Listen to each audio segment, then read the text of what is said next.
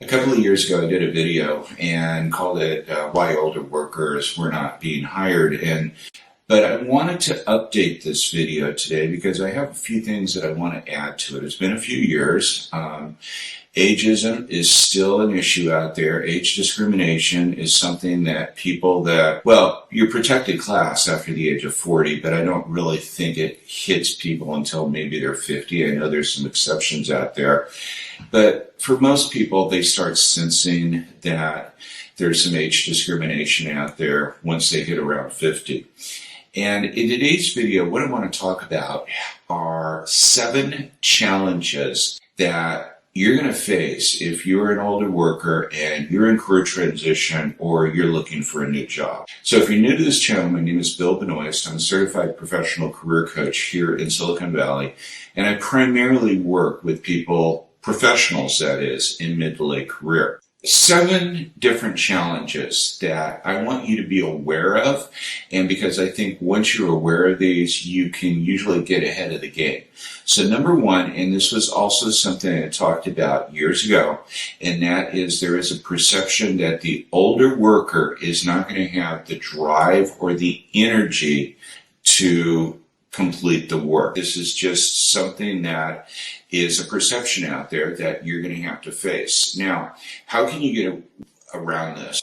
First off, really, this is not, you're going to want to make sure that you are age-proofing your resume, and I've got a lot of training out there to age-proof your resume if you're over the age of 50. But once you're in the interview, one of the things that you need to do is you really do need to show the energy. And there's just a couple of ways to do this. And remember, impressions are being made within the first several seconds of meeting individuals. So just make sure that you are sitting up straight.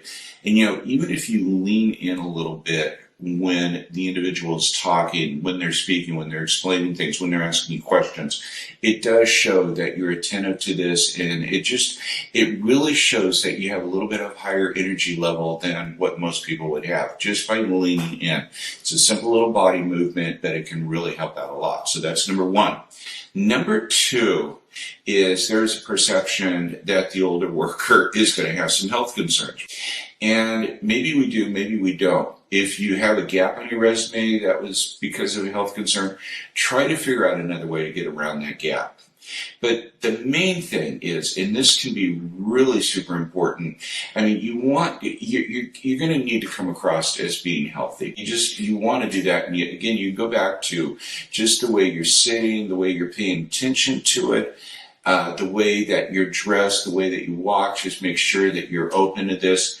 But here's something that I think a lot of older workers, this trap that they'll fall into, and that is if they are interviewing with someone that is their age or a little bit older. You want to be really careful. It's like, boy, I tell you, our age, get those stiff joints and everything like that. You got to be really careful about that. This is not a way that you want to bond with that hiring manager or recruiter. Even if they're older than you, you just don't want to go down that road. You don't want to share that there's any health concerns whatsoever because there is that perception out there. All right, number 3 is technology, and this is a big one. And I actually did not talk about this in the first video, but the thing is there is a concern that older workers are not going to be up to par with technology. So number 1, you want to make sure that, if you're using the same type of software applications and software that's needed in the positions that you're applying for, that you have it out there on your resume. But more important than that is you need to be up to date with your skills. And boy, I cannot stress this enough. I just cannot stress this enough. So take advantage of LinkedIn Learning, Coursera, Udemy, Skillshare. There's so many good avenues out there where you can take advantage and learn these skills. For example, if you've been working for the last 15 or 20 years in a C++ environment, assuming that you're, a software engineer, and you're going back out there and you don't really know Python or some of the other languages, then take some time and get certified in this. You can do it online. It doesn't take long at all. Make sure that you have this on the resume. Make sure that you talk about the technology that you've been using. And at the very, very minimum, I mean, let's say you're not technical, you need to know the Office products, Microsoft Office, Word, PowerPoint, Excel, these things, Outlook. And again, if you are not familiar with these, get familiar with them. I don't care what position it is that you're applying for. You need to show that you understand technology. And I talked about this in just recently, careers. The second most growing career out there is technology. And if you've been in technology for some time, make sure that you're up to speed on the leading edge technologies, if not the cutting edge technologies out there. And usually that's going to involve, artificial intelligence, AI, big data, these type of things, virtual reality. So make sure that you brush up on this. You can, talk the language. All right, here's another one that I think it's really important. Individuals that, when I would say they're just talking war stories, they love to talk because they've been around for a while. So you got to make sure that when you're answering questions, you don't go off on a tangent talking forever about how you were able to solve something, but really make sure that you're following the SOAR and the STAR guidelines. The SOAR, situation, obstacle, the action you took, and the result. STAR, the situation, the task you had, the action, the result. Again, I have a video. I'll make sure that I link this for the SOAR and the STAR stories. But you need to make sure that when you're answering your questions, that you are precise and getting to the point, because one of the things that the hiring manager may be worried about is that older people, they do have a tendency to go on and on and on, and that could disrupt other workers out there. So that's something to be in the back of the mind of that hiring manager. So don't even let that come out. And I'll be honest with you, that is something that I have to deal with. I talk a lot, as you can probably see. So be careful about that. The other one is adaptability. And this one is also something I really didn't touch much about in the first video.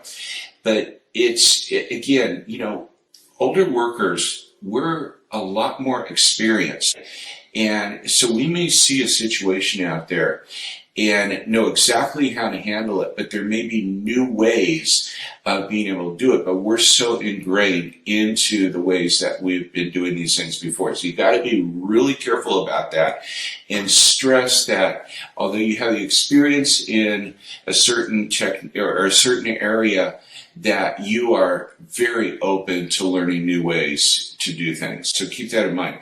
And that whole learning new ways, that was something that I talked about in the previous video, is that through a lot of empirical studies, one of the things that was the number one area where they were able to validate this concern about older workers, and that was older workers they did not go to training, or they were not open to learning new things as much as, say, the younger workers out there.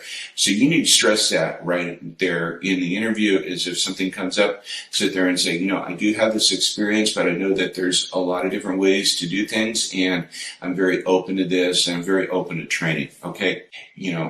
Get that addressed as soon as possible. And then finally, what was it that I wanted to, there was number six. Oh yeah, forgetfulness. This is something else that is a concern with hiring managers. And when you finish the interview, immediately when you get out to your car, or as soon as you get home, whatever, I want you to start taking some notes, writing down what it was that you learned during this interview process, because you are going to send a thank you email, and this is so important that you get this email out within the 24 hours. And another little trick here I've talked about is, if you have the interview at, let's say, 9 or 10 o'clock in the morning, Wait until that evening before you send out the thank you email. Don't send it out the next day. I want you to get this out within the first 24 hours, but send it out in the evening hours, like around 8 or 9 p.m. So this way it's in that hiring manager's inbox first thing in the morning. It doesn't get buried, because we've all been in, professional environments before, and we know how quickly our inboxes fill up.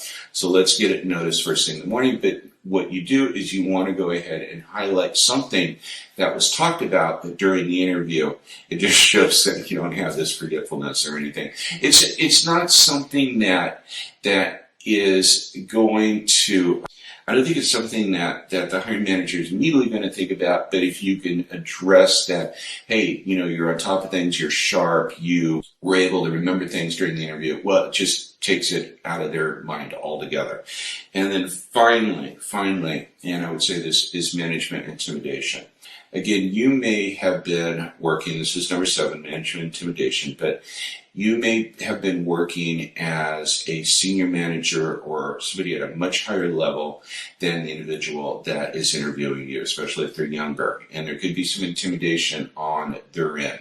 So I want you to make sure that you are stressing that, if they ask you and say, well, you talk about overexperience or something like this, make sure that you stress that, I recognize how difficult your job is, and I just don't want those headaches anymore. I am looking really forward to just being an individual contributor. And here's something that I would really encourage you to end with. And you could just say it like this and say, my model is that I'm a professional, I don't have any problems, I don't cause any problems, and I'm here to solve all of your problems. It's a great way to kind of end that and let them know that they don't have anything to worry about, that you're not going to be challenging them, that you don't want that headache anymore. So guys, those are the 7 challenges, the 7 obstacles that if you're an older worker and you're in career transition or you're looking for a new job, you may be facing out there. So get ahead of the game. List these things down, go back and study this, and know how you're going to prepare for that interview. So I hope you found this video informative and useful. If you haven't already subscribed to this channel, make sure that you do so. Hit that bell notification, as I do upload new career tips and strategies every Tuesday, and I hate for you to miss anything. Thanks for stopping by, and I look forward to seeing you next week.